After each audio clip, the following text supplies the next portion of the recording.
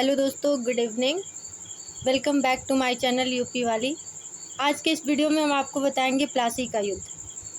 ये जो प्लासी का युद्ध था 23 जून को हुआ था। दिन था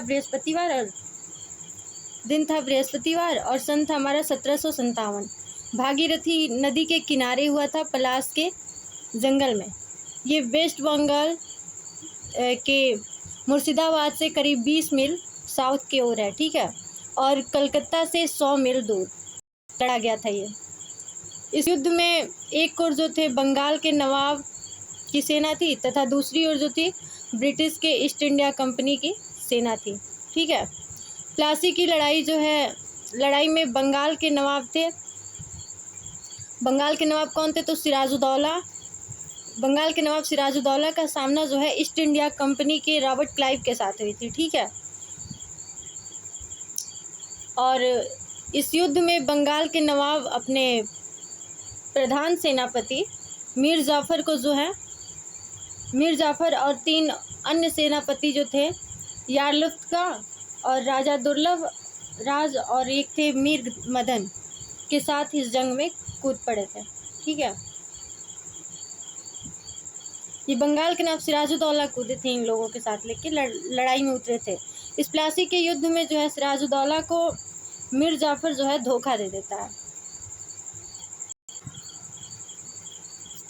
तो देखिए सिराजुद्दौला के हारने के कारण जो थे कौन कौन से हैं। पहला तो अंग्रेज़ों द्वारा कलकत्ता की किलेबंदी कर दी गई थी। उसके बाद काली कोठरी की दुर्घटना हुई, इनके हारने का कारण है ये। फिर अंग्रेज़ों द्वारा व्यापारिक सुविधाओं का दुरुपयोग किया गया था। फिर अंग्रेज़ों द्वारा सिराजुद्दौला के विरुद्ध षड्यंत्र कर दी गई।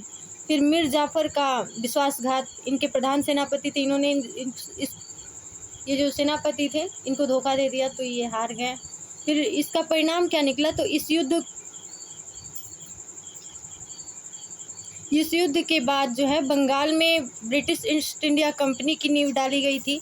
और बंगाल का नवाब जो है अंग्रेज़ों द्वारा मीर जाफ़र को बनाया गया था, ठीक है। इसके राजनीतिक परिणाम भी निकले थे और आर्थिक परिणाम भी थे। इस युद्ध में सब मिला के जो है सिराजुद्दौला हारते हैं और ब्रिटिश वाले जीत जाते हैं और उनकी सत्ता जो है बंगाल पे चलती है।